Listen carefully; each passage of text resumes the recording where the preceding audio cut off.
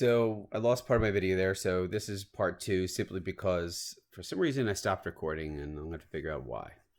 So we just talked about conditional convergence, and there are other series that may not need the alternating part to make this actually converge. It's not the alternating part that actually makes the series converge. It would have converged automatically. So let's look at this one as an example.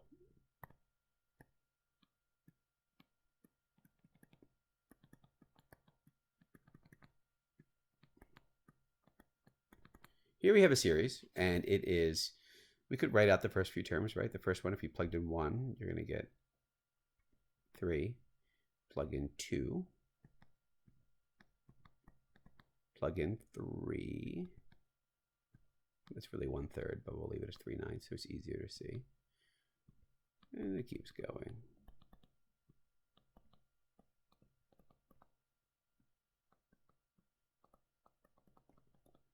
So this meets all three requirements for conditional convergence, right? 1, the signs are alternating. Positive, negative, positive, negative, positive, negative. Okay, so it meets that. 2, it definitely meets the condition that it's getting smaller every term. 3/4 is smaller than 3. 3/9 is smaller than 3/4. 3/16 is smaller than 3/9. Each term, the absolute value of each term is getting smaller. And then lastly, it's approaching 0, right? If you kept on going out to infinity, this would be 3 over infinity, so it would be approaching 0. So it meets all three conditions in order for us to have conditional convergence. So we can say this series definitely converges conditionally. But the key thing for us to look at here is, hold on for a second. This sucker would have converged even if it wasn't alternating.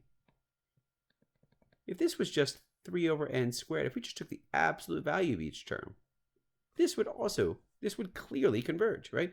This would converge because effectively not exactly by the p-test, but you could do a limit comparison test with 1 over n squared.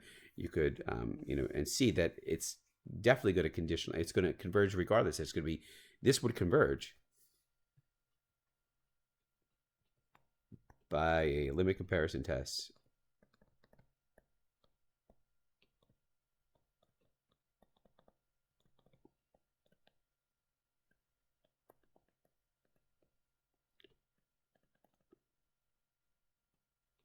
So when an alternating series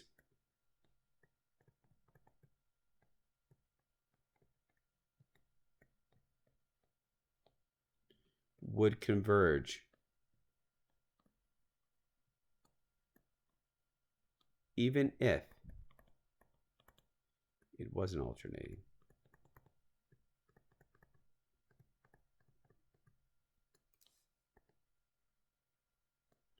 We say that series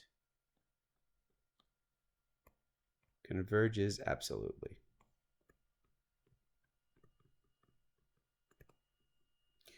So when we are faced with an alternating series and we're asked the question, does it converge or not?